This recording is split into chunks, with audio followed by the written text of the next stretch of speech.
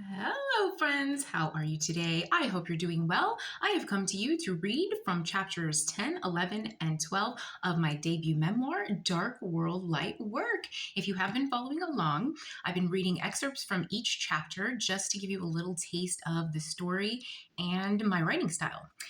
So the chapters that we are on are called Muddy Water, My Heart and I, and Meet Cute. Muddy Water is more about the family business. And we will start now. I don't remember exactly how long I worked at TC's, but I think it was about a year. After I left, my grandmother continued to work shifts a few times a week. I would drive her and help her prepare the macaroni and cheese and the cornbread after hours. The place was closed, so most of the time we were the only two people there. I saw our weekly trips as my way of contributing without having to deal directly with Irving, Sharon, and the drama. I was looking out for my grandmother more than anything else. I didn't want her in the restaurant alone in the pre-dawn hours. Thanks to a warm atmosphere, good food, and an outwardly charming ownership, TC's grew in popularity. Somehow, Irving morphed into TC rather quickly. Customers often mistook him for TC, and he would just go along with it. Mind you, if you were to ask Sharon, she would proudly and without hesitation tell you that TC was her father. He didn't mind lying about things that could be easily disproven. However, in the age of the internet, Irving was dealing with a new generation. I wondered how long he would be able to pull off the charade. I would always ask him, "What's wrong with you?" I was never able to get a coherent answer from the guy. He would reply, "I don't know," or "It's all part of the plan," with wild eyes and a bizarre chuckle. I try not to judge people. I will, however, draw a conclusion about a person's personality based on in my interactions and observations.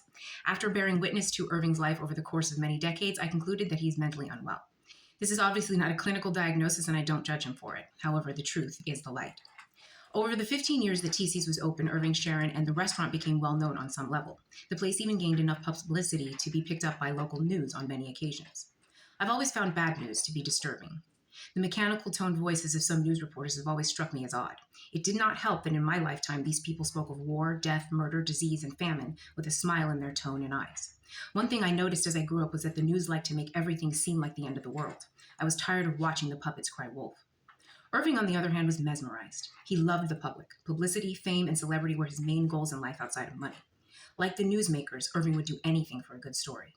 He lived by quotes like, "It's not a lie if it's more interesting than the truth."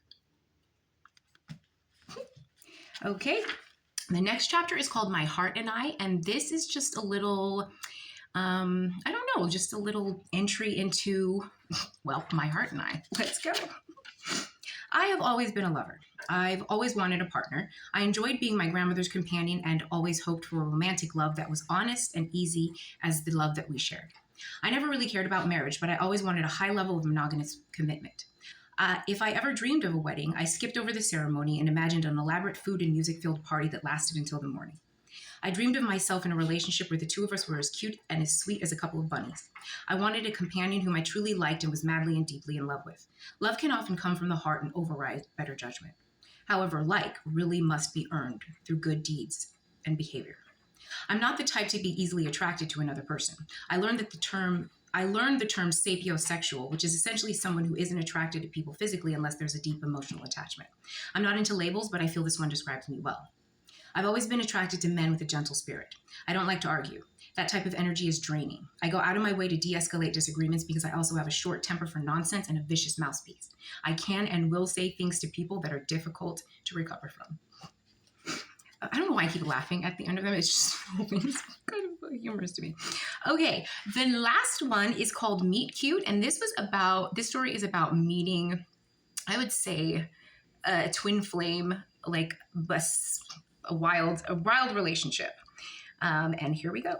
In 2003, I graduated from the University of Nevada, Las Vegas with a degree in fine arts. My major was film studies. For many years after college, I worked as a production assistant. Like most showbiz tales, my ultimate success was more about who I knew. There were many years when I only landed jobs now and then. Around 2008, my youngest aunt married a man who owned a production company. Ironically, nepotism was the reason that I was able to land most of my work in the film industry. It was the year of the dragon. I was working on a show for a home shopping channel. We were hired to shoot concert footage to promote the CD of a legendary 80s soul singer. Everyone on the crew was given earpiece and walkie-talkies. I kept hearing people paging Nemo.